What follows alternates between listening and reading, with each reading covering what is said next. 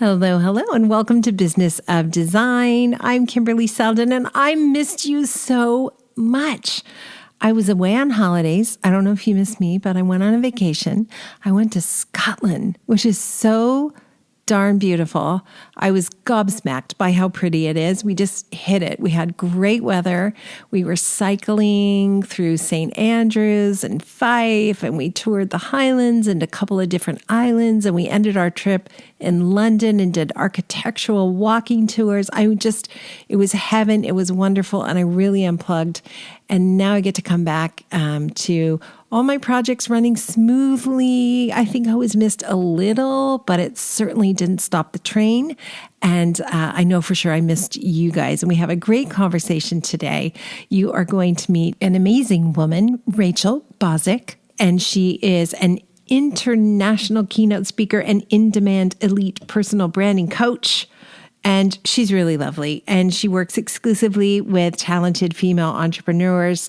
And she is going to talk to us about niching down, narrowing your focus so you can be your best self. And I think ultimately the goal is to create a business that's sustainable, right? It's not sustainable if it's not profitable.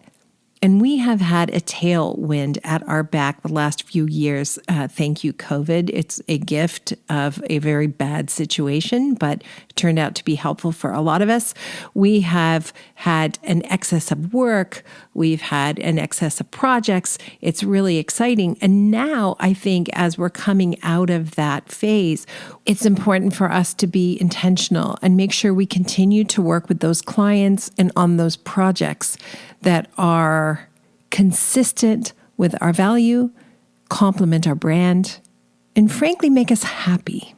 Rachael is going to speak specifically about 4 Ps: positioning, press, paid speaking, and partnerships. Using these tenets and being really clear and intentional about who you are can get you part of the way toward transforming your business. I was saying to Rachael, that's all good. You still need the systems, protocols, boundaries, strategies, all the things that we talk about here at Business of Design. And I'm just going to say it, if you're not yet a member, I hope you will become a member immediately. Most of our members don't have to be members for life to transform their business. Literally, double, triple, quadruple their salaries. And you're going to meet someone on the podcast next week who's done exactly that in a tiny, tiny span of time. And you're going to hear Christian Warren's story next week. But this week, you're going to meet Rachael. After you hear Rachael, you may want to reach out and speak to her. Her website, RachelBozsik.com. Go to businessofdesign.com to find the link. She's got a couple of different coaching packages. One is a virtual coaching package that takes place in 1 day over Zoom.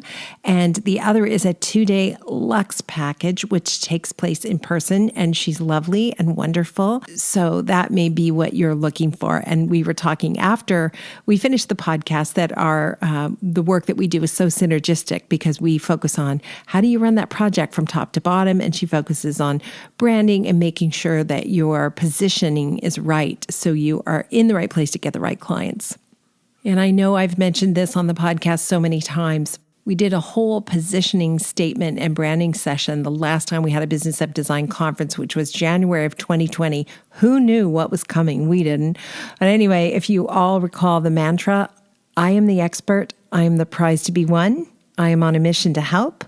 I can only help if I lead, and not everyone is going to follow that lead, and that's okay. So positioning, as you know, is really important and definitely a part of what we teach at Business of Design as well. We are going to jump into this episode as soon as we hear some announcements from you-know-who, Cheryl Horn, Director of Operations, and the woman who has been holding it all together so I could go away and have a great vacation. Hey, Cheryl, what's going on at Business of Design besides 12 million things?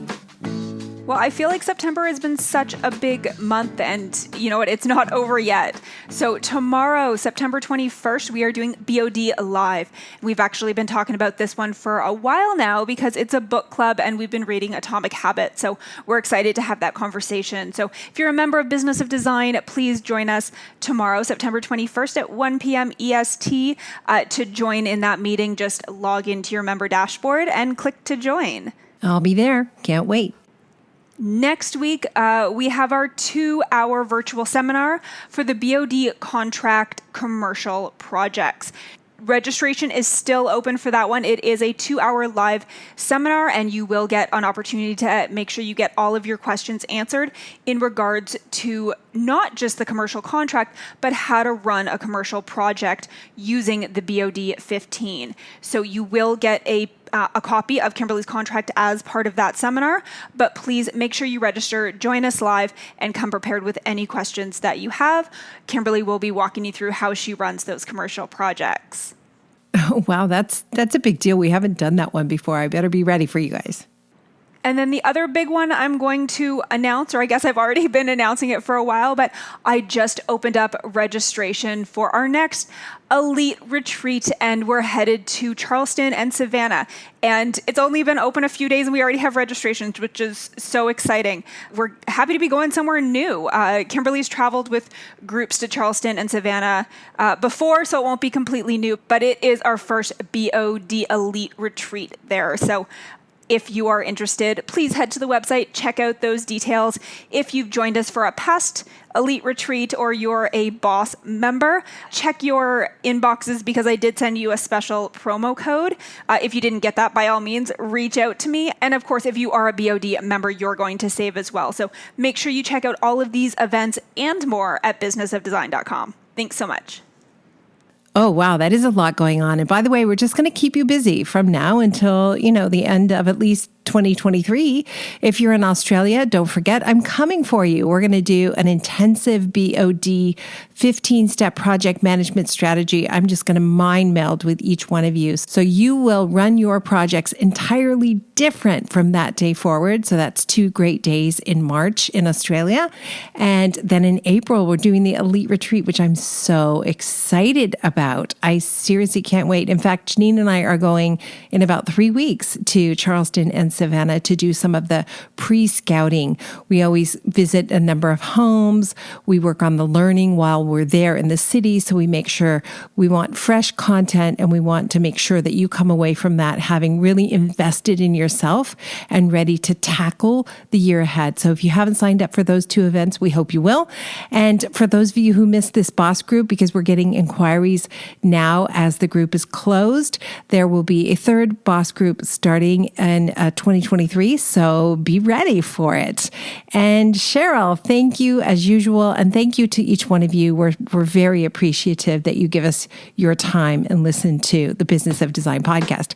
And now you get to meet our amazing guest. So we'll get right into the show. Welcome to the Business of Design podcast with Kimberley Seldon. Business of Design is the world's best business training for interior design professionals like you. We have the systems, strategies, and protocols you need to consistently satisfy clients, increase profitability, and run your projects like a boss. Unlike traditional coaching, BOD is a fast track to immediate results. Don't try to do this alone. Join today and you'll have access to hundreds of targeted training modules, plus member perks like BOD live events, member-only podcasts, preferred pricing, and the support of an engaged community of peers. We all know design matters. At Business of Design, we think designers matter too. Rachel, good to see you. Hi. Thanks for having me. Well, Rachel had to put up with me figuring out how to get the podcast started because I've been on holidays for 3 weeks, and it's like I've forgotten how to do everything. And I like the way you say holiday instead of vacation. It sounds very chic. Well, that's because I was in Britain, so I picked that up in the right? UK, yeah. Right? Like you do. Exactly. But it's really good to meet you. Where are you at? I'm in Charleston, South Carolina right now.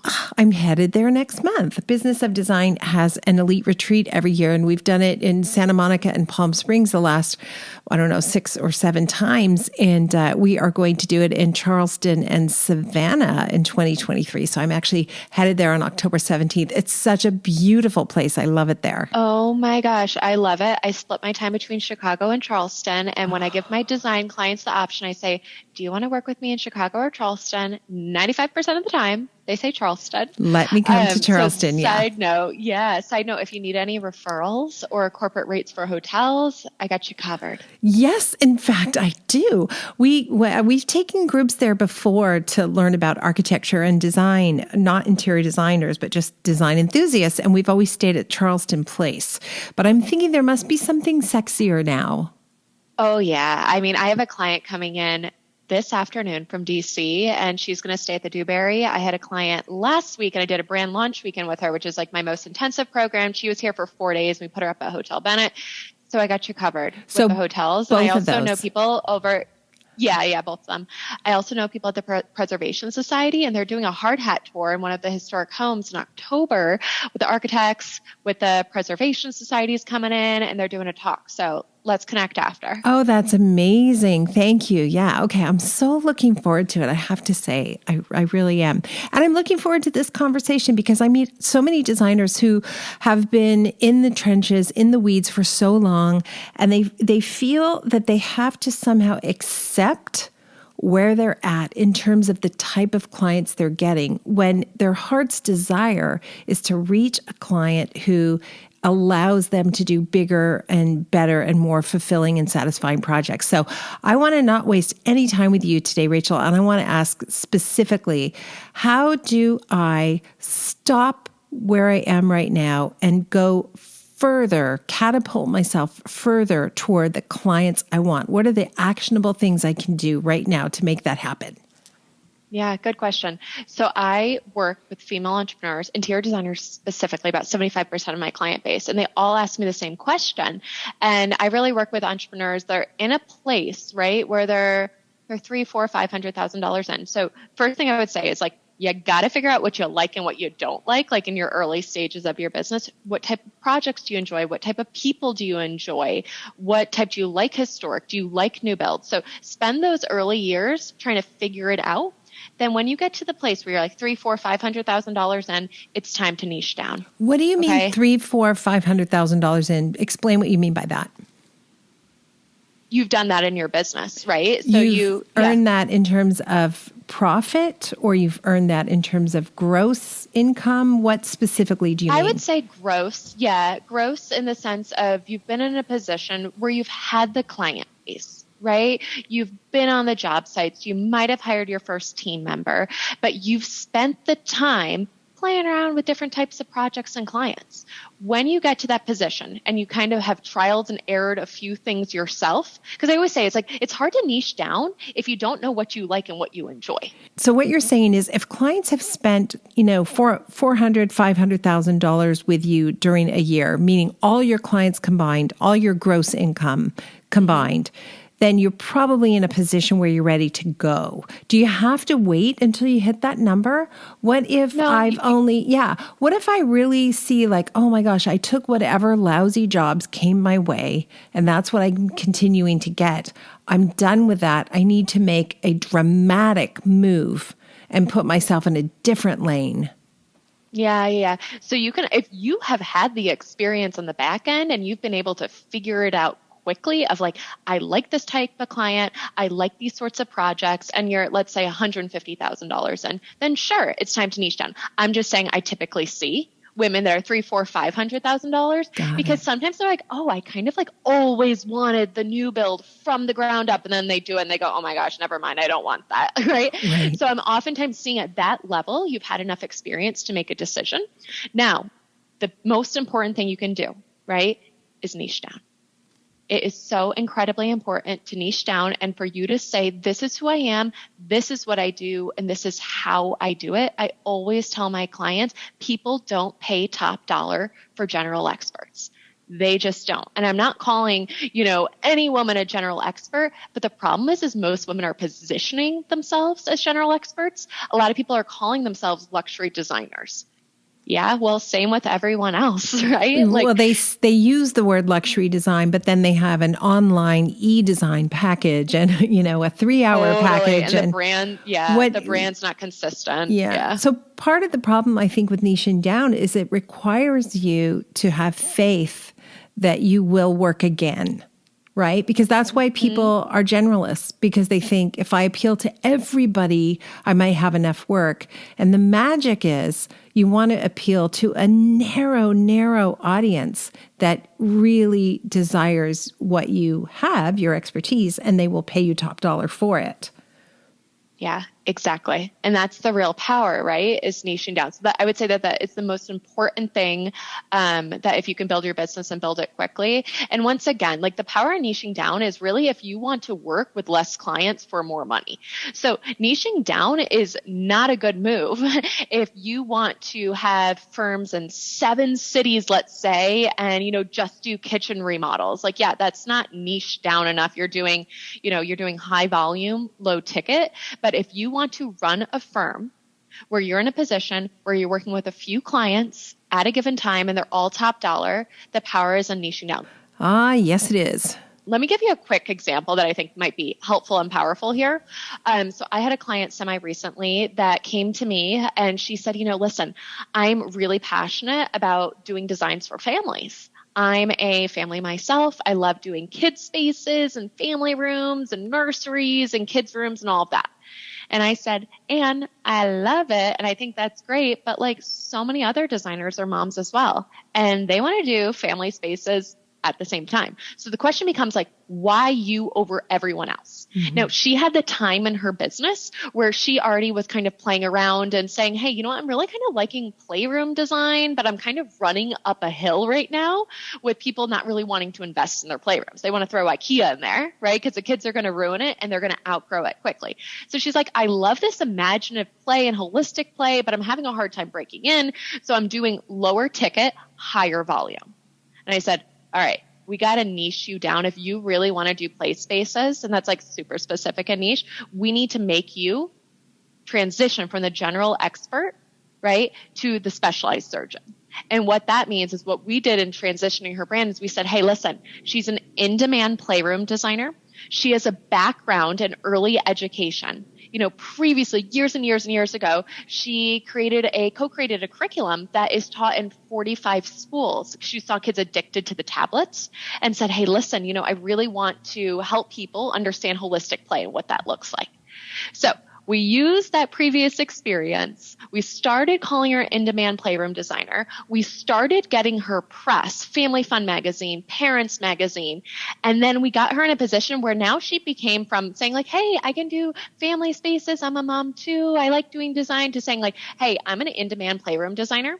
And I work with top level executives to help their children learn how to holistically play, develop leadership skills and social skills in their own home, as featured by Parents Magazine, Family Fun, co-created curriculum years ago. Now she's doing 6-figure playrooms consistently. She close to doubled her sales from August to August this year. Mm-hmm. Why? She niched down. But once again, she had time to kind of play around and be like, she was doing, kitchen renos. She was doing outdoor spaces. She was doing, the master and gut renos and all of that, to be like, hey, I've had some time in my business to figure out, like, I like play. So that's what I was saying of like, it's important to kind of yourself to dabble in projects, dabble with clients to figure out like, who do you enjoy? Right. And then, so that's a great example. I love the example. And that's the biggest damn coffee cup I've ever seen. Like, that is huge. It's a big latte mug. Yeah, these are for my wedding coming up, but that's a whole nother side story. They're like inspired by Ralph Lauren. Thank you. So fun. I love it. It's huge and it is Monday, so I completely get that. That was a great example. Give us a couple more examples, because I really feel for people who say, I'm a kitchen designer. Oh my God, get in line. What could be an example potentially of someone who's a kitchen designer? How could that designer niche down, or a bathroom designer niche down? Ooh, I know you want Rachel's answer, but you're going to have to hold for just a moment. And now a word from our sponsor. I'm very excited about this one. Kohler Signature Stores and Experience Centers. Have you ever done a project without Kohler? I don't think I have. Kohler Co., of course, is a global leader in the manufacture of kitchen and bath products, and it's continuing to expand its presence in North America, opening a 38th Kohler Signature store in Torrance, California. Now, that's not too far from me in Santa Monica. I may have to check it out, although I frequently use the West Hollywood stores. Kohler stores offer sophisticated displays, elaborately designed suites, and vignettes, so I get great ideas, and they showcase all the Kohler family brands: Kohler, Callista, Roburn, and Ansax Tile and Stone. One of the cool things about these experiential spaces is they offer, for example, working shower systems, lighted mirrors, intelligent toilets. You can figure out how everything works, so when you present it to your clients, you're the expert. Listen, just as I have an A-team of contractors, plumbers, and electricians, I also have an A-team of suppliers, and Kohler is at the top of my list. So I wholeheartedly recommend you check out the nearest Kohler signature store or experience center. And if there isn't one physically close to you, don't worry. You can visit them online and virtually. If you want to look good to your clients over and over again, and I know you do, you have to rely on brands you can trust. To find a Kohler signature store or experience center near you, go to stores.kohler.com or go to Business of Design and we'll have the link right there for you.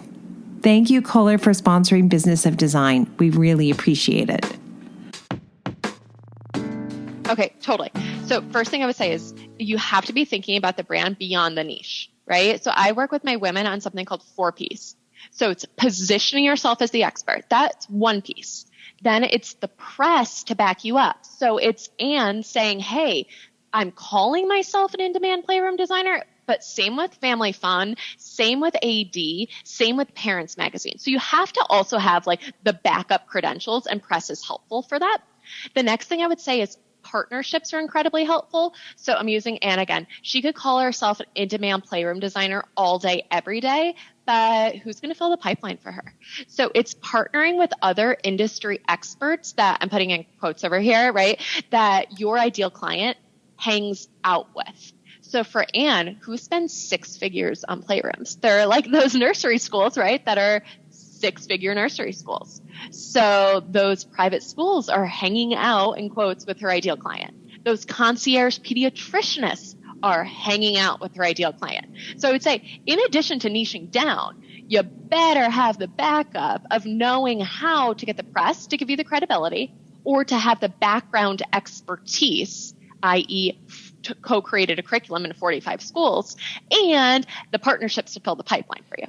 Okay, so let's talk about kitchen design.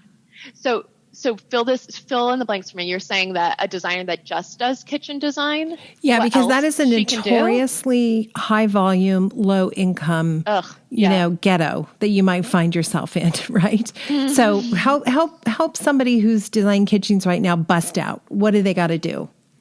Okay, first of all, you can't keep doing the same thing that you're doing, because that's not sustainable. You're going to be looking at 30, 40, 50 kitchens a year. So how do we get you from 30, 40, 50 to 6 or 7 a year, right?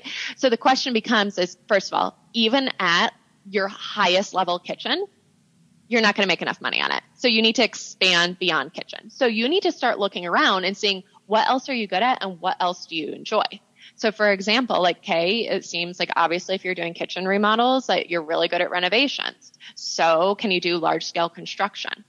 So it really, right, it obviously like depends on the woman. It's a tough one.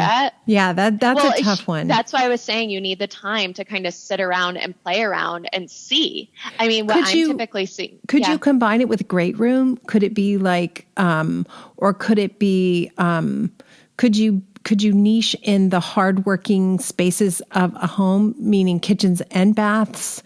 Is there, and then the adjoining spaces, whatever spaces connect those rooms? I don't know. That doesn't feel like niching down so much as it feels like niching up. Well, okay. Yeah. So there's really like two options with niching down, and it depends on my client and which one we select. And sometimes we choose both. So the first one is the types of projects that you do. So I will have some of my clients, about 30, 40%, that are like an Anne. They're like, I just want playrooms. For them, they might be like, I only like my client coming into town tonight. She wants just new builds from the ground up with luxury architects. My client last week, she's just specializing in historic homes. Okay. So that's the type of project. And it could be like, hey, it's full furnishings. And like, that's what I'm really great at. Or maybe it could be we only do kitchens in historic homes, or we only do kitchens in high-rise condominiums because there are unique challenges. Can't just do kitchens because you're not going to make good money on it. Really? Gosh, I gave you one that was hard. Okay. Yeah, but okay, so that's the first. Well, okay, like the types of projects you do. Our kitchens run 150 to 200,000 by the time they're done, because there's butler pantries and there's usually an eat-in area and all that kind of stuff. So I suppose if you were doing only high-end luxury kitchens, you probably could get away from that rut of 40 kitchens a year and get down to 10 kitchens a year and do okay. I don't know. Anyway, okay. I'm fighting for you. The kitchen and bath industry experts, I'm fighting for you. I hate to leave them thinking that they only have to do volume. Because there are people who literally only want to do. So I guess in that case, I would say we have to get your kitchens into a new class above other kitchens. Your kitchens have to look different than other kitchens. That I was going to mention, right? So the second group is the types of clients that you serve. So all of my clients that work with me come to me in a position where they're like, hey, I'm doing $200,000-$300,000 in furnishings a year. How do I make it $1 million furnishings budget? So this is my next note, right? Is if you either niche down to the type of project or you niche down to the type of person that you serve. Are these second, third family homes? Are these homes that are for really, really busy professionals that they just need a turnkey because they're barely there to make decisions?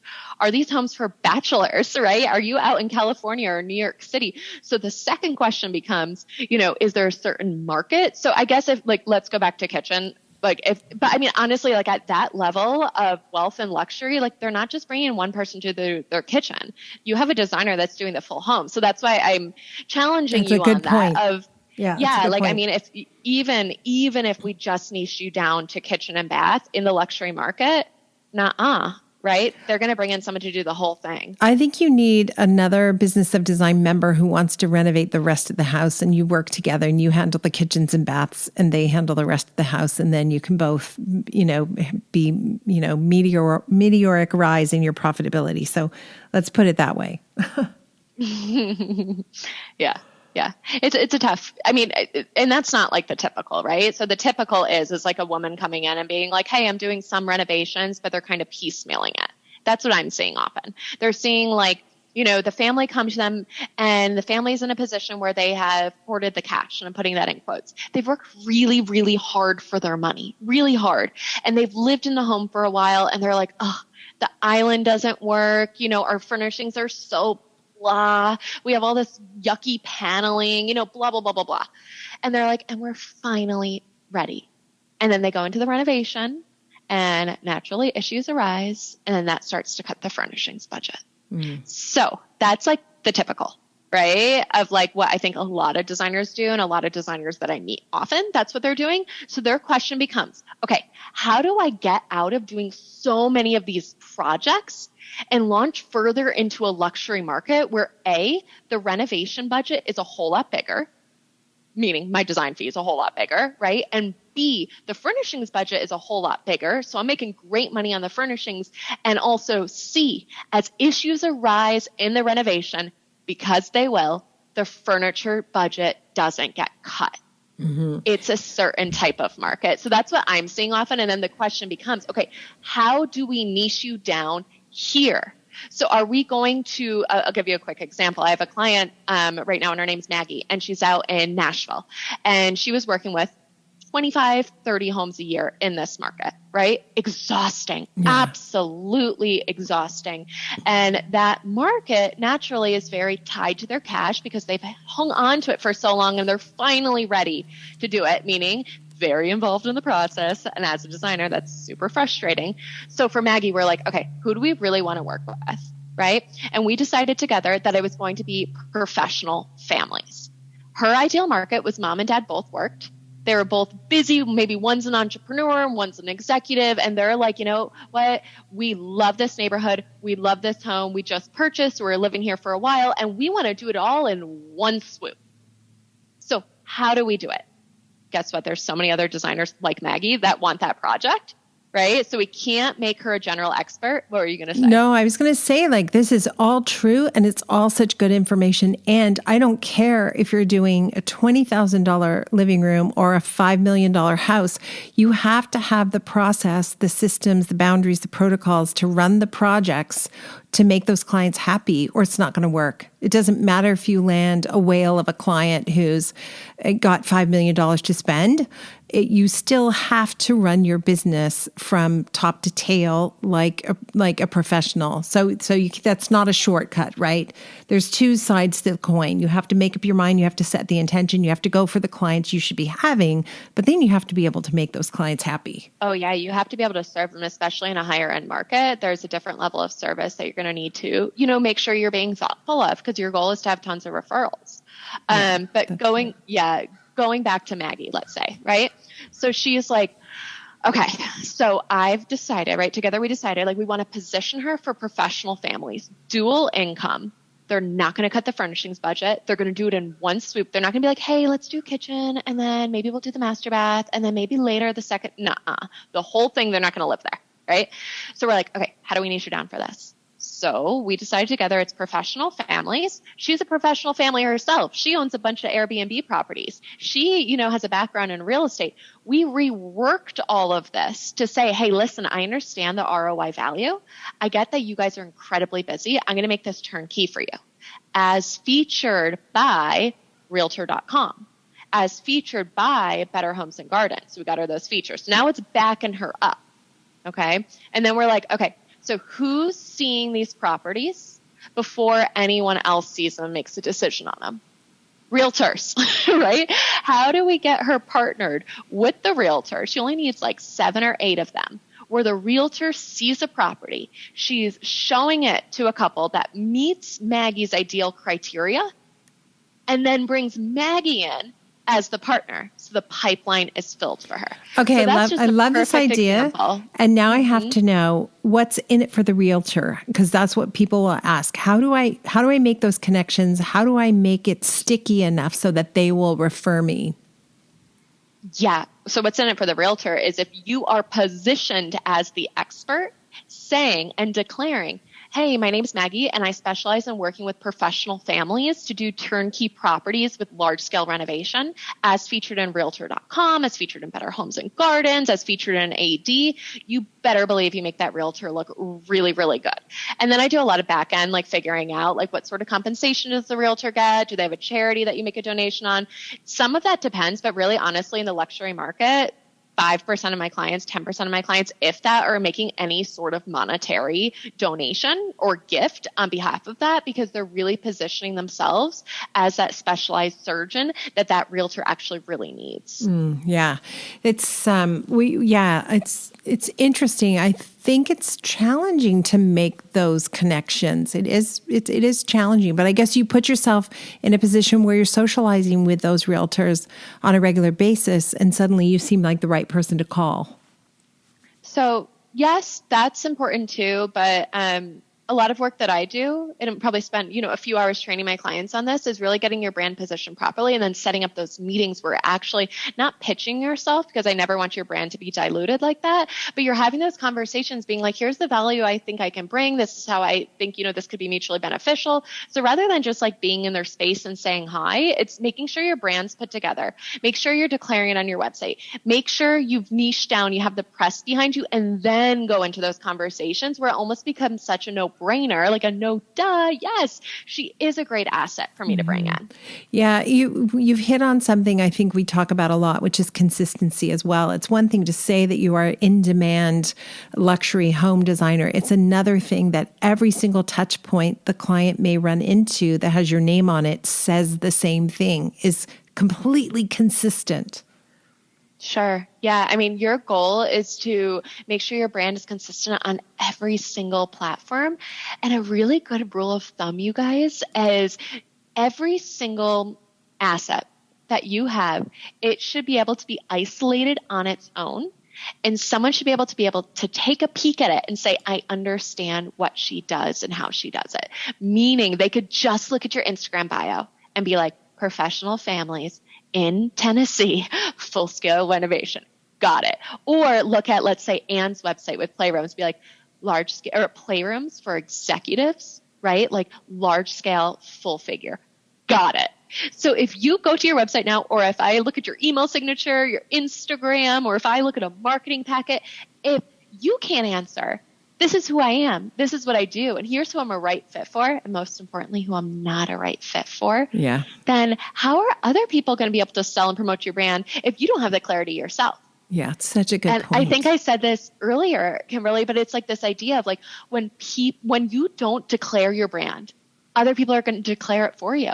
So I'm going to say it again, but like when you don't declare your brand, other people will declare it for you. And how scary, you guys. So when I meet women and they're like, oh, I'm getting so many referrals, but they're like too small or too this or too that. And I'm like, yeah, people are trying to help you, but they don't know how to help you because you don't have the clarity. And that's said with so much kindness and love, but like that should be your first, like, ring the alarms, like something's off here in your positioning of self. You could set up your own little focus group too and send your collaterals to a group of, say 8 to 10 people that you know and just ask them to tell you what they think your brand is. That would be such a good exercise.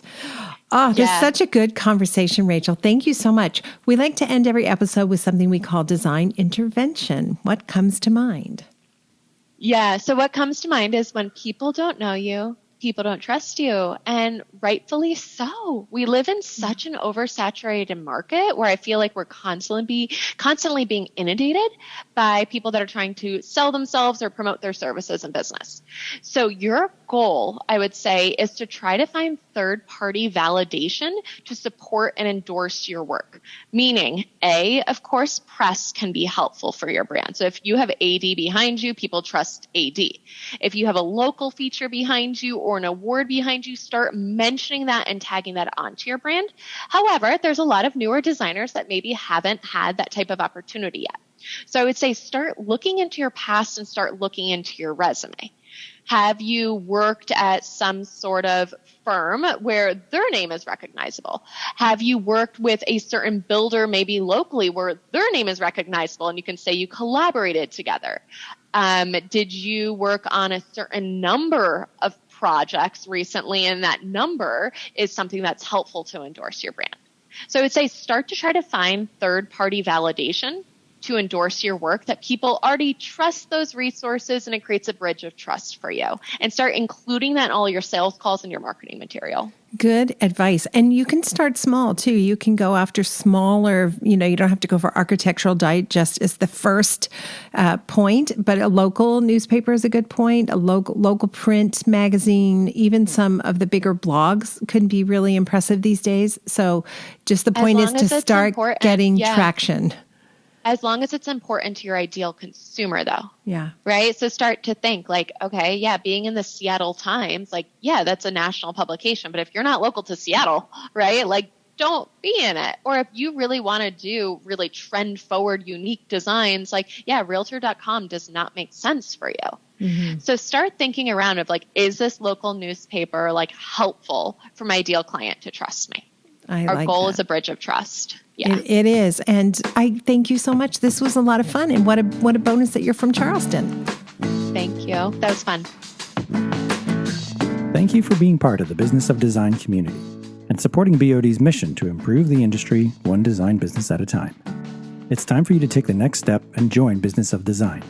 Like thousands of design professionals in 50 countries around the world, you'll find the systems, strategies, and protocols you need to dramatically improve your business and transform your life. What are you waiting for? Start today.